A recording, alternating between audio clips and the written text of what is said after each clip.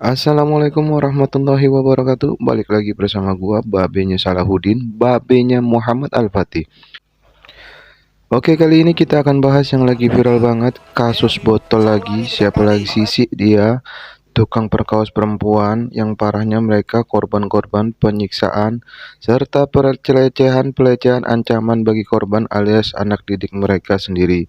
Santriwati-santriwati yang sedang mengenyam pendidikan agama di tempat kepunyaan atau pesantren milik ayahnya. Gua nggak kebayang mental para korban pasti depresi berat dan sangat menyakitkan. Mudah-mudahan mereka diberikan ketabahan, kesabaran, serta keikhlasan bagi mereka yang terzolimi. Dan semoga Allah memberikan derajat yang tinggi atas apa yang menimpanya. Oke, kita lanjut. Gua nggak mau nyebut nama orangnya dan gua udah jelas ini adalah botol iya. Bocah tolol identitas yang akurat. Lo bisa lihat sendiri siapa namanya di video gua. Pak, siapa namanya? Di mana rumahnya? Hah? Oke, lanjut. Pria botol iya ini seorang anak dari kiai yang punya pondok pesantren di Sindikia Peloso Jatim. Gua miris banget melihat kejadian ini, bikin sedih. Yang katanya menurut berita media, hasil riset gue sendiri, bukan satu dua korban alias lebih daripada itu. Dan gua nggak mau fokus pada hal korban tersebut karena dia sudah pasti ditangani oleh pihak berwajib, dan pastinya kita fokus dampak dari kebejatan pria botol ini. Yang pertama, bikin malu keluarga dan pompesnya serta terpukulnya ayahanda yang mendidiknya dengan agama dan akhlak yang dicontohkan oleh Nabi. Itu udah pasti ya, karena dia seorang kiai. Dan kita nggak perlu heran lagi karena Nabi Nuh alaihissalam kalian pasti tahu kisahnya, dan gua nggak perlu ceritain secara detail bahwa seorang nabi utusan Allah mempunyai anak kandung pembangkang serta menentang risalah Nabi Nuh alaihissalam. Nah, itu nabi coy, yang diutus langsung oleh Allah Subhanahu wa taala serta diberi wahyu olehnya. Nah, ini apalagi kiai, cuman kiai manusia biasa yang pastinya nggak luput daripada ujian dan cobaan daripada Allah Subhanahu wa taala. Dan semoga Allah meringankan bebannya serta diberikan kelapangan hati untuk menerima serta diangkat derajatnya lebih tinggi lagi. Yang kedua, citra Ponpes pastinya menurun. Ya, itu udah pasti akan terjadi dikarenakan terjadi pria botol ini membuat gempar seluruh umat Islam di dunia, terutama di Indonesia sendiri. Ramai di jagat maya membicarakan tentang dirinya, terutama YouTuber-YouTuber Indonesia serta media-media terkait meliputnya. Yang ketiga, dampak negatif dari para korban santriwati ini sangat miris banget ya. Sedih, suram, serta depresi tingkat tinggi yang mereka alami. Bukan hanya psikologis mereka, nama baik keluarga korban pastinya tercoreng akibat si botol ini.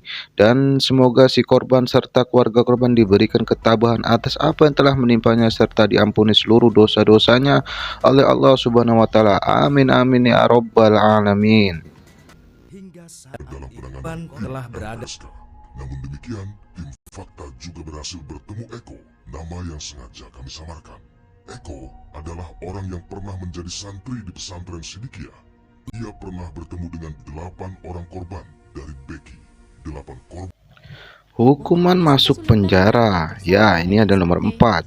Sudah pasti masuk bui akibat dari perbuatannya yang menghantarkan dia masuk ke jeruji besi. Mendekam lama atau tidaknya itu tergantung hakim juri menilai kasus ini. Dalam SPDP tersebut ditetapkan sebagai tersangka dugaan. Dan yang gua takutkan dibully oleh para penghuni napi lainnya. Menggunakan ya? Kasus apa Bapak? Siapa yang Bapak? Ponakan. Ya Allah.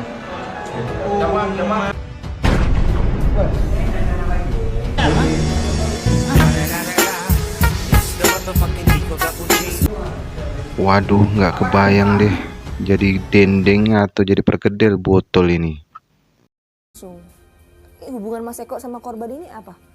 Ya teman-temannya Andri di sana sering ketemu, dia punya permasalahan itu cerita ke kita, pengen cari solusinya, cuman kan sama teman-teman korban kan setiap kegiatan kan kita sering ketemu, sering ngobrol.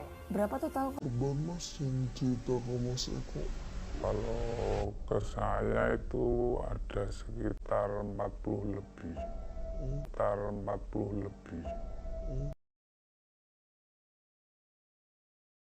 Itu sama tuh tingkatan SMP juga. Iya, satu kelas.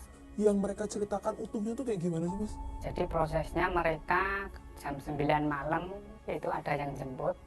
Dan gue mengajak semua pemirsa sekalian untuk mendoakan supaya si botol ini menjadi sadar dan bertobat pada Sang Kholik, agar bisa dimaafkan sekali lagi karena manusia tak luput daripada dosa dan kelalaian kebodohan yang ia lakukannya.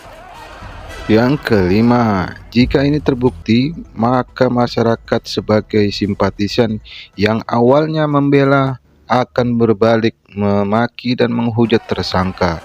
Dan hilangnya rasa respek terhadap ponpes tersebut. Aduh, jangan sampai ya, karena kasihan orang-orang yang nggak salah serta para santriwan santriwati jadi cemoohan masyarakat luar. Kasihan dia. 5 dampak buruk ini bisa dikatakan dari analogi gue sendiri ya. Bisa jadi kemungkinan akan terjadi dan bisa juga tidak. Lo tahu kenapa? Ya pasti lo tahu, semua atas kehendak Allah Subhanahu wa taala yang bisa membolak-balikan keadaan. Kalau kita dalami kasus ini lewat video-video yang diterangkan oleh media-media terkait, bisa dibilang psikopat di bocah coy. Memang psikopat yang mempunyai kekuasaan otoriter di ponpesnya. Ya kan, Po? Gimana sih ini ya? Dia bisa bikin skema semua yang terjadi, seolah-olah semua yang terjadi ini memang sudah diatur olehnya. Dan kalau memang dia terbukti bersalah, kira-kira menurut kalian, buat para netizen atau buat para penonton setia, hukuman apa yang pantas untuk pria botol ia ini? Nah, kalau kira-kira silahkan komen di bawah ini. Semakin didalamin kasus ini semakin sakit hati gue coy. Gue nggak sanggup lihat orang diginikan. Mending kita bahas fakta-fakta yang lain aja ya. Gue udah kesal liatnya. Oke, terima kasih udah mau mampir di channel gue dan udah mau berlama-lama dengerin bacotan gue. Dan jangan lupa pencet tombol subscribe, like, dan jangan lupa tinggalkan jejak kalian di kolom komentar supaya gue bisa mampir dan feedback to you. And see you to the next video.